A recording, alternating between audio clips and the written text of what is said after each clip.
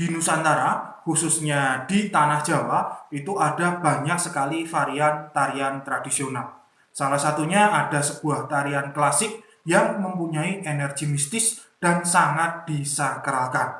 Tarian ini disebut dengan tari Bedoyo Anglir Mendung.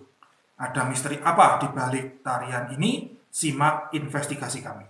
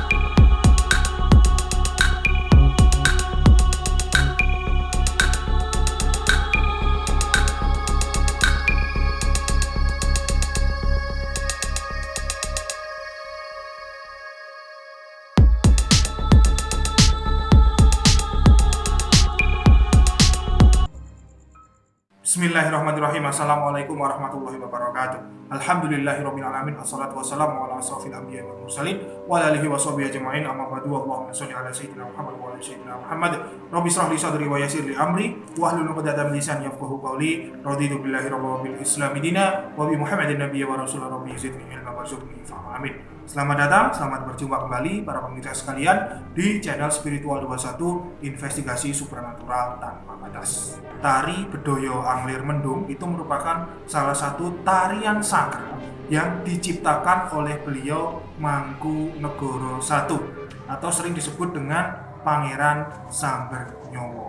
Nah, Pangeran Sambernyawa ini makamnya ada di Matesih ya.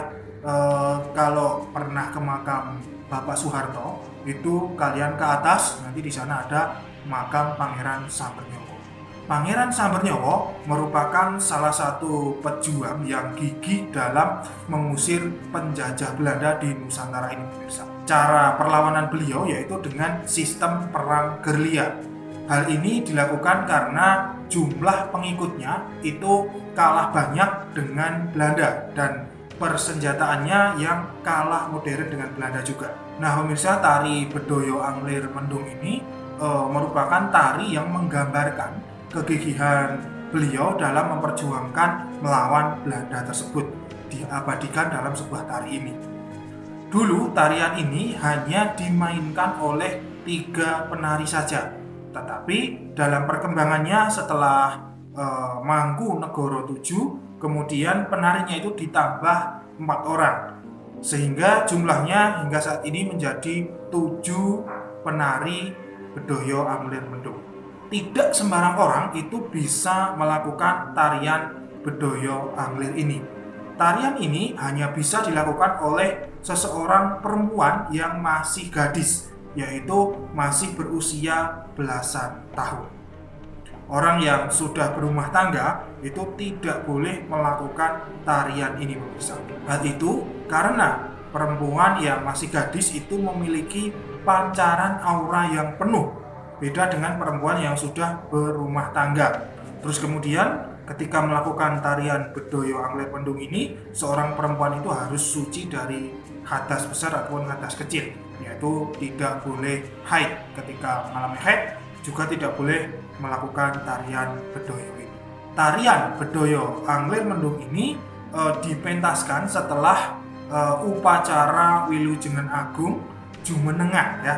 Tari ini dipentaskan pada malam harinya. Sedangkan untuk siang hari tariannya itu disebut dengan tarian Bedoyo Ketawang. Untuk mengiringi tari Bedoyo Anglir ini yaitu dengan menggunakan alat musik seperangkat gamelan khusus pusaka milik Mangkunegara yang disebut dengan gamelan Kiai Kanyut. Selain itu harus disiapkan berbagai macam sajen atau sesajian khusus, yaitu yang sering disebut dengan sesajen jangkep. Sesaji ini terdiri atas serabi kucur, terus kemudian getuk singkong yang diberi gula Jawa, terus ketan aneka warna yaitu merah, putih, kuning, terus biru. Lalu nasi tumpeng dengan lauk sambal goreng, perkedel, serundeng, tempe, dan mihun. Kemudian dilengkapi juga jajanan pasar, terus golong, dan masih banyak lagi. Namun di antara sesaji itu ada yang paling utama, yaitu jenang katun. Karena jenang ini merupakan filosofi strategi perang beliau Pangeran Sambernyawa dalam menghadapi Belanda ketika perang gerilya.